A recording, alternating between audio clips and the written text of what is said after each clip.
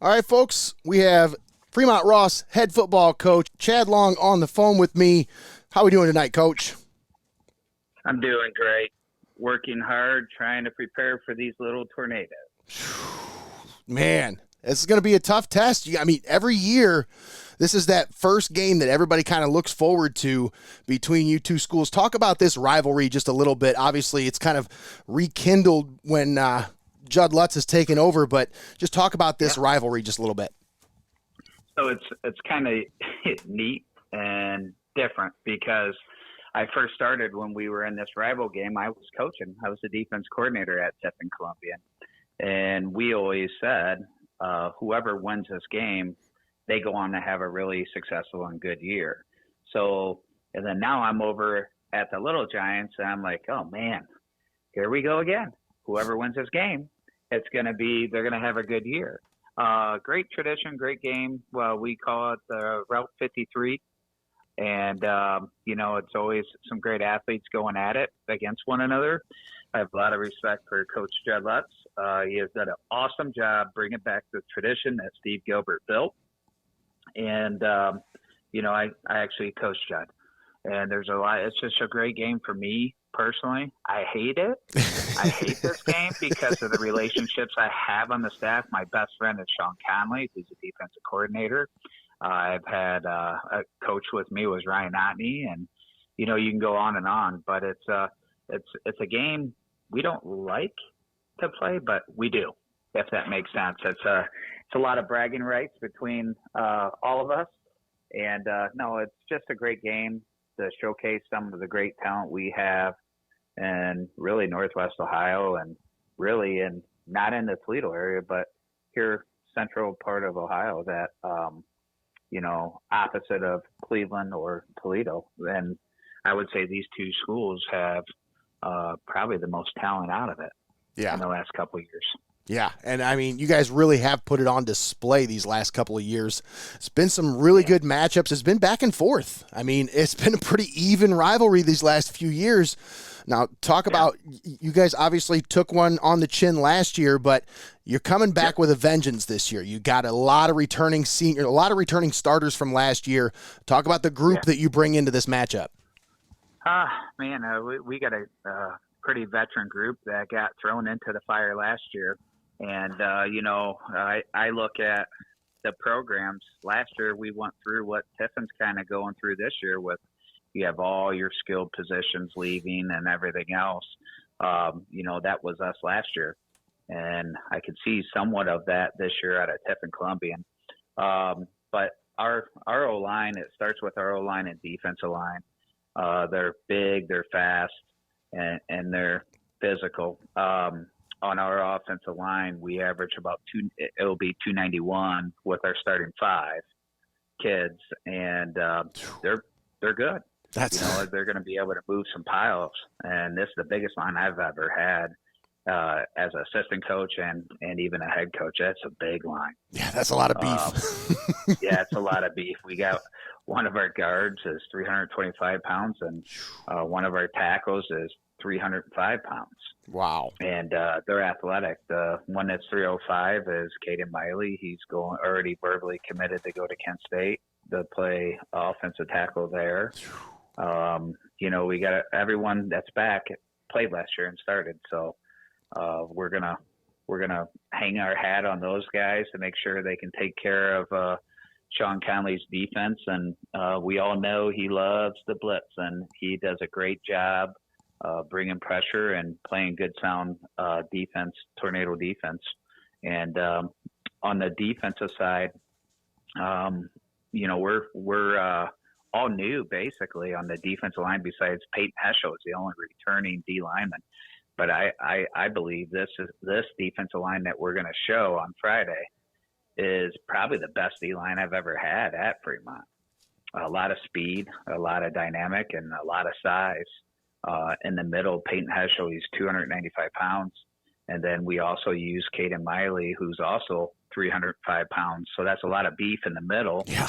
And then we got some really good edge rushers that we can bring in, and pretty veteran secondary. And, we got our quarterback that's back from last year. I know he had some some learning curves, and not the performance he wanted to have last year. He did have 17 touchdowns throwing the ball, and we feel confident that he'll manage the game and do what's best for Fremont Ross.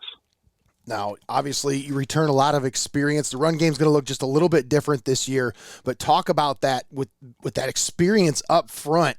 Talk about what that run game's going to look like. Well, here's the cool thing.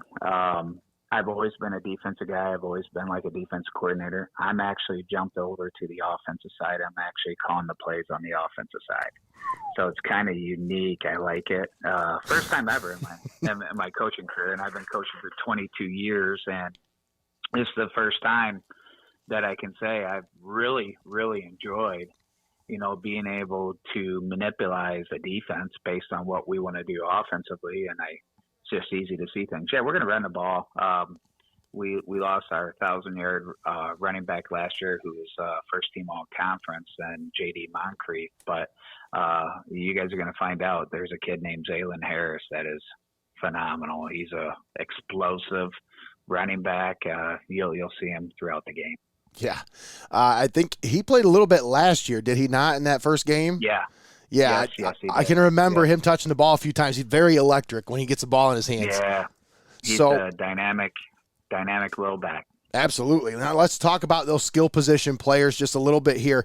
Now your quarterback's going to have to distribute the ball in this one. He's going to have plenty of time with those beefy guys up front. Talk about his targets that he's got to distribute the ball to. Well, I think the number one target that's returning with the most experience and the most receptions is Jadrian Brown. He's a senior. He had like 30 receptions last year and like 500 and some yards, and I think like 7 touchdowns. So he's our dynamic player. He's really good catching the ball in traffic and space and runs real clean routes. We had Mason England, who played a little bit last year. He's a sophomore. He's 6'3", really good. He's a national placer in the hurdles and track. And, he qualified for nationals in high jump. So he has some good, he can jump up there and get the ball if, thrown to him.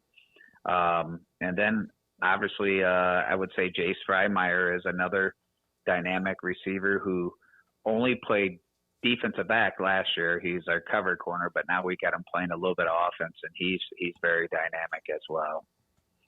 Now, Coach, obviously this offense is going to look dynamic this year. You got a lot of different targets to distribute the ball to, a lot of different people to touch the ball this year. Now, let's talk about the defensive side of the ball. You said things are going to look a little different. Peyton Heschel's coming back, obviously, senior defensive tackle, leading the way down low. But let's talk about the rest of that defense. You said it's going to look a little different. How's this going to look in the back seven? Well, the back seven, thankfully, that's one of our strong parts. We play a 4-2-5 defense. So we only have 2 linebackers. Carson Caden, our quarterback, is also our starting linebacker, as well as Zaylen Harris, that will also split some time in there as well. But both of our starting corners are back.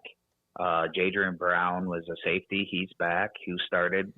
Jackson Mackey is a safety who started a lot of games last year. So really, we're only replacing one guy in the secondary when we look at it as a whole. So we're pretty excited. We got 4 out of 5 in the secondary, and I think we're just going to use our speed and cause havoc, up front with our D line and linebackers throughout, and try to confuse and manipulate an offense as much as possible as we can. Absolutely. Just fly around and cause some havoc. Let's talk about this matchup with the Tornadoes. Now, obviously, this is a completely different team than what you saw last year. They were placing a lot of starters on offense. They got a couple guys up front coming back, but mostly all replaced. They replaced a lot of guys across the board. Now, how do you prepare for a team like this? You don't have a lot of film on them. You don't know what you're getting into. How do you prepare for this? Well, I mean, it's, you get 2 scrimmages and they don't play a whole lot. I mean, it's the same with us as well.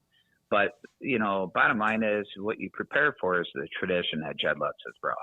When you have tradition, it's hard to beat tradition. Right. Kids find ways. Kids step up. Kids find ways to win games and keep them close and have a chance. And that is what Tiffin Columbia is all about.